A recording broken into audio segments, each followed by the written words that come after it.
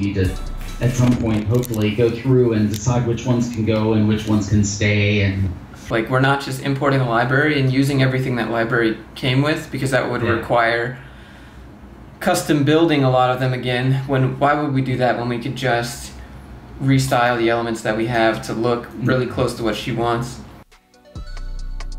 What's going on, guys? So you'll notice that I'm actually at home and I just finished up a little bit of work, which means I'm working remote, and working remote is kind of one of the, in my opinion, one of like the highest privileges you could get, and it's not always easy to get. It's actually pretty competitive because you have to build a reputation that you're getting work done and that you're, you know, responsible and you're available, and you kind of have to make that little bit of a sacrifice between the work-life balance to do it, but it doesn't bother me. It's never bothered me. Message me at 3 a.m., that's fine, I'm available. I have this job, and it was a local job, but as part of the agreement, before I accepted the offer, I called my new future boss, you'll know her as Ginny in my other videos, and I asked her, I said, hey, after the trial period of my 90 days, could I have 3 days a week remote? And she's like, well, let's see. And so it's always been really important to me to have that flexibility. If you put me in a corner in a cubicle for too long, I kind of feel like an animal being backed up against a wall, and it's like, I can't sit in a cubicle, I start to get anxiety. Like sometimes I want to go sit outside on my computer on a bench. So I get a lot of questions about remote. They're like, is it possible to do as a junior dev? And I would say yes, of course it's possible. Just like anything else is possible if you think you can do it. And even if you don't think that you can do it, it's still probably possible and someone else is doing it. Or they already have. If you know Katie from my software interview, I think it's Self-Taught versus Code Bootcamp, where she talks about how her main goal was to have a remote job for her first real job. She got it. That was it. Like, she managed to do it, and she set up a way for people to see how accountable she was. Like, so when she was learning to code, she would do live streams and kind of build her, I guess, reputation. It's the middle of the day. She technically doesn't have a job, but she's still working at home in her office, and the people can view her coding. And like, you know, that's probably a pretty good hint that if she is actually doing that for a different company and still getting paid to do it, she's probably going to do that. So I would say it's possible. It's just pretty difficult. It's pretty competitive to stand out when everyone wants to sit at home and work in their underwear or a tank top with a Cookie Monster on it, you know? And this job right here that I have now, it wasn't set up to be this way. I had to talk to my boss and then her boss, and then finally the CEO of the company, I had to talk to him. And that's kind of when I want to go over the argument that I gave him, which is, I think, pretty decent and I think would benefit some of you guys out there. So I'm gonna eat this food, I'm gonna go to the gym, I'm gonna come back and we're gonna talk it out.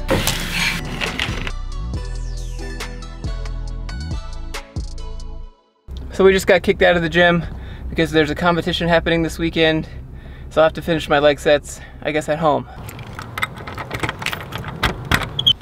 Oh, hi! Gotta get them lunges in.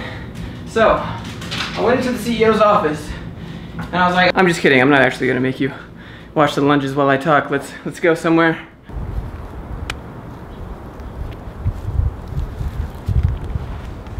So every job I've had has been kind of some sort of remote. And when I got this job, I didn't want it to be an exception to that because I'm very pro remote. So she gave me the job offer, my boss Ginny, you've seen the video, if you haven't, go check it out. And I called her up and I said, hey, can I have 3 days remote after 90 days? That was my trial period, making sure everything was good, everything was all right. And she's like, yeah, I don't think that would be a problem. I think that's a good idea. I might actually start doing that too. And that worked out, and after 90 days, I was like, hey, what about this remote thing? She's like, well, no, I'm not sure yet. I don't know. And that's okay. Eventually she let me have it. And I got to have my 3 days remote, but then she left. And so I had to ask her boss, the vice president, and then he left, and so then I had nowhere else to go but to the CEO. I wanted to do this originally, but then you end up going over people's heads, and I didn't want to do that. So I just waited, and now here I am. I have to ask the CEO if I can work remote, and it's kind of intimidating, especially because he has kind of restructured things lately and kind of forced people to be at the office, and some people don't really mind being there, and then some people have had their entire schedule flipped. So instead of normally at the office once a week, they're there 4 days a week and they only get one. So eventually I found the CEO who's in the break room in the office, and basically I was like, all right, so about this remote thing, I've had this kind of schedule since I've gotten the job, and it's kind of been this agreement, and everyone's been okay with it. So can I work remote? Can I keep the schedule that I have? And as soon as I asked that question, he leans back in the break room on the countertop. He just crosses his arms. He's like, let me guess. You're gonna tell me you get more work done when you work from home? Because I guess that has been the main argument for everyone that has asked. Well, I get more done when I'm at home, but no one can explain how or explain why. And so he just kind of didn't want to hear it from me. And I said, no, Brian, actually, I'm not going to tell you that. And I started to rehearse this kind of speech I did in the mirror about, like, I need the freedom for my day to take me where I need to go creatively. Otherwise, I'm not happy and I can't do my best work. And I couldn't get it out. And he started kind of smiling, like, are you going to get your shit together, Josh? And I was like, look, let me just tell you what I think. No, Brian, I'm not going to tell you that I get more work done. I'm going to tell you that I want to work until my brain is at maximum capacity. And most times that happens before 8 hours. And me, you know, I want to get up, I want to go recharge, I want to do something else. And then come back when I'm refreshed, and then get back at it and keep working. And I guess, you know, a lot of people didn't say that. They just said they get more work done, which is kind of like a cop-out. And he was taken back a little bit. His eyes open. Oh, okay. And I was just being blatantly honest. Like, sometimes in programming, at least for me, I can't be 100% productivity like a machine for 8 hours straight. That's just not how it works. There's a problem. I need to step away. I want to go do something else. I want to go outside.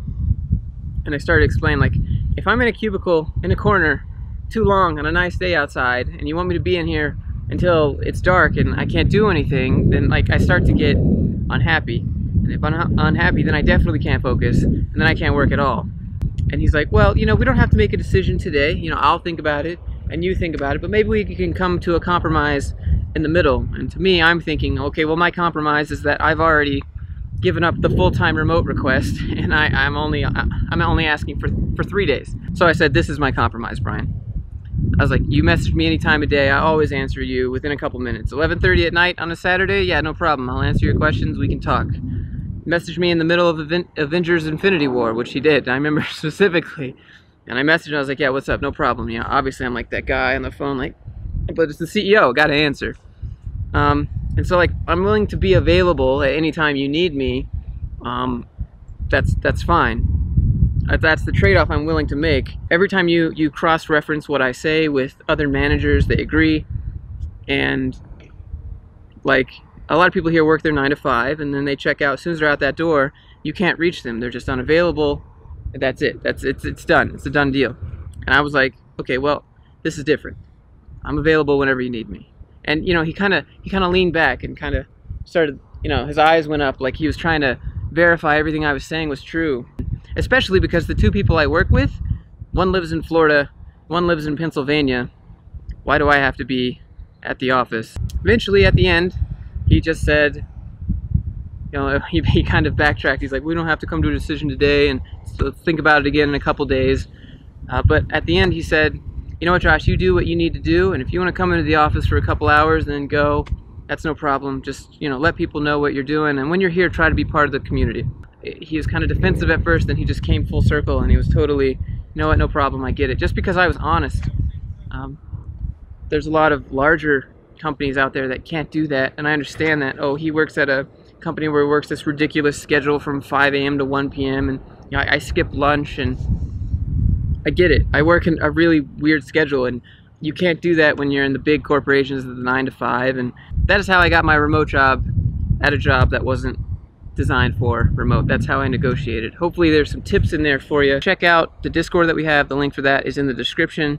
I'm doing this thing where I'm collecting people's portfolios, and then I'll redact your information FBI style, so people can't creep on you, people can't kind of they can't dox you or whatever, and then I'll make a video reviewing it. And, you know, these are my subjective opinions, so, you know, take it with a grain of salt, but I think it'd be a cool video to do. I already have some resumes. That video is going to come out soon, and yeah, so hope this video was helpful.